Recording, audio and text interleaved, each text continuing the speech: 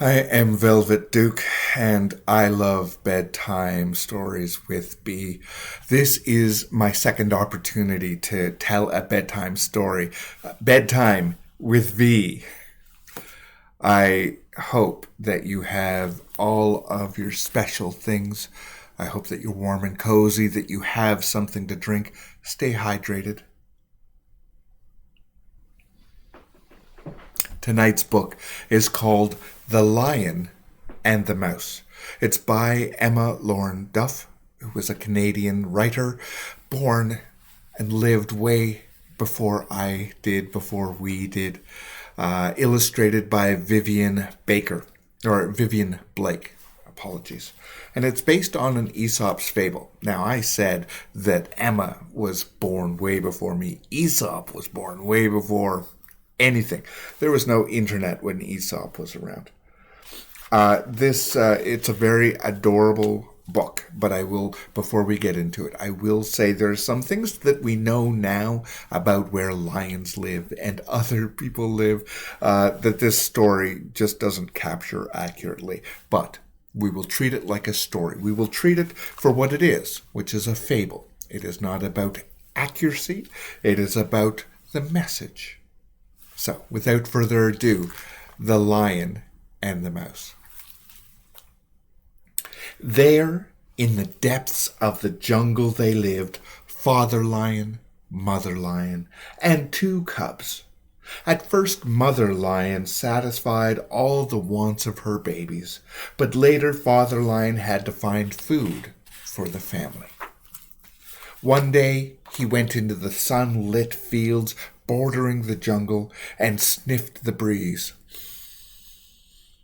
Suddenly, he felt something wriggling beneath his huge paw.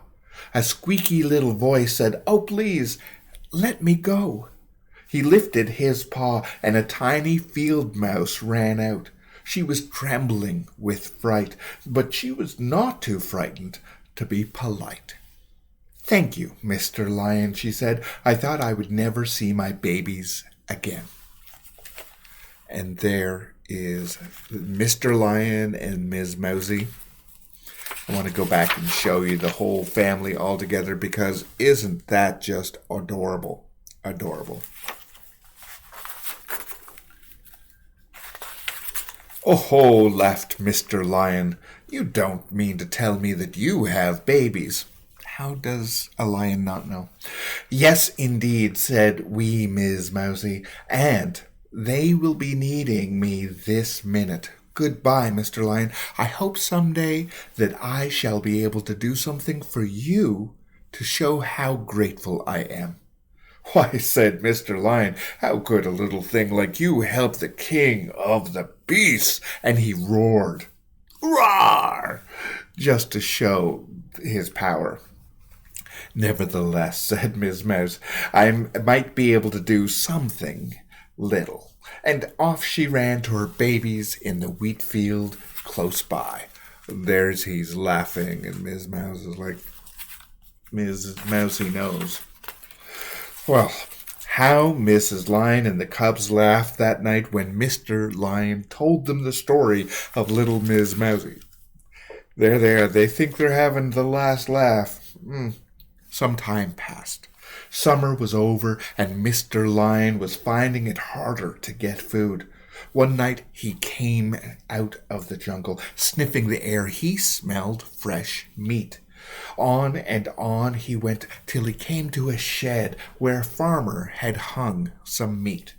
Mr. Lion carried off the fine dinner for his family. So I showed you them laughing, and now look at the lion just sneaking off with the meat. And if you have a pet, you might have seen them do a similar thing with your meal. The next day, the farmer discovered that the meat was gone and saw lion tracks in the mud. He asked his friends to help him hunt the king of the beasts. They decided to set a trap in the field. So with ropes woven like a net and with a spring, they made a trap and baited it with more fresh meat. Now, there are some animals who are looking on while the men create this trap. That night, when Mr. Lion came to hunt for food, he thought, they have brought it to me. They know I am the king of the beasts. He ran for the meat, and snap went the spring. The ropes tightened about his body. Oh, he's pounced. And again, if you've ever had a cat, you have seen this move before. Cats don't know that they are not the kings of the world, or the queens of the world, that they own everything. Oh, how Mr. Lion roared, "Roar!" and twisted and pulled, but he could not break the strong ropes. Roar after roar, he shook the field, but at last Mr. Lion became quiet. He began to be afraid that he could not escape. Oh no, poor Mr. Lion. Morning came, and Mr. Lion heard a friendly squeak, squeak. And that came from Ms. Mousie. "I'm afraid you're in trouble, Mr. Lion." "Oh, yes, my little friend. I'm caught in this trap and cannot move." And then he added politely, "I hope your little family is well, Ms. Mousie." "Yes, quite, thank you," she said. "But this is no time to talk about my family, Mr. Lion. I'm here to help you." Mr. Lion smiled. "Thank you for the offer, dear Ms. Mousie, but I'm afraid you can do nothing." Well, do not underestimate your friends. "Just wait," she said, and ran right up Mr. Lion's back till she came to the thick rope that was holding his huge shoulders.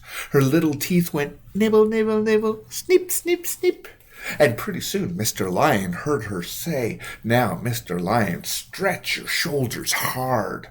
And Mr. Lion did exactly what he was told to do. He stretched, and snap went the rope.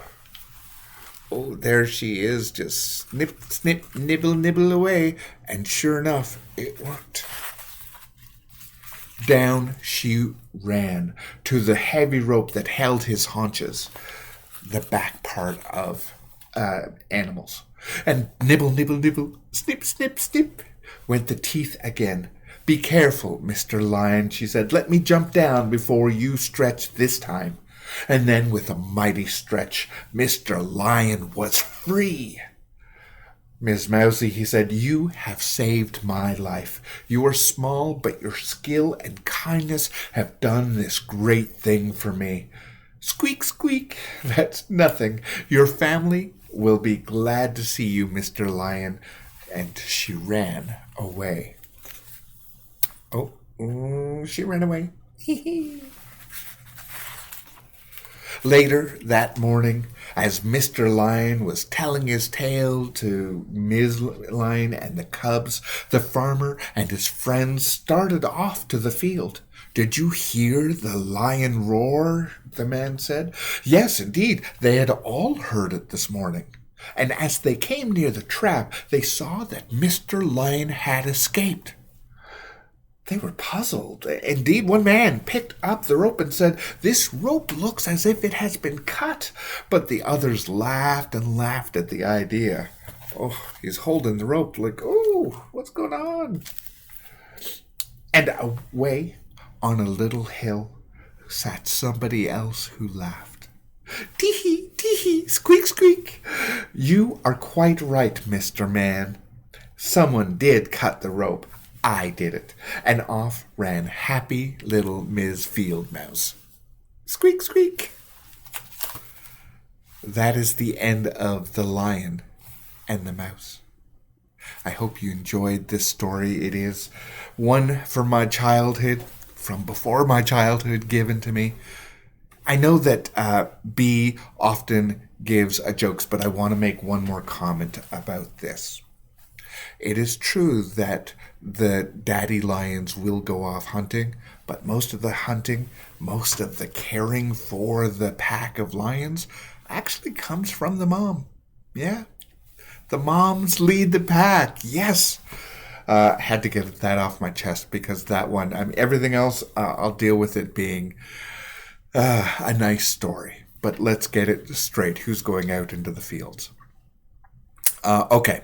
B often includes a joke. So I heard one yesterday that just made me laugh, and I was hearing I was part of an event where they had a knock knock joke contest. So they had quite a few people telling knock knock jokes, but this is the one that this made me laugh. So I share it with you. Knock knock. Who's there? Cabbage. Cabbage who? Are you expecting a cabbage to have a last name? Made me laugh. My friends, thank you very much for listening to one of my favorite stories tonight. I hope that you had a lovely day. And if it was a difficult day, I understand we have that sometimes. And just know that if you tried to smile a little bit, or maybe tomorrow you have something that you can look forward to, that's enough.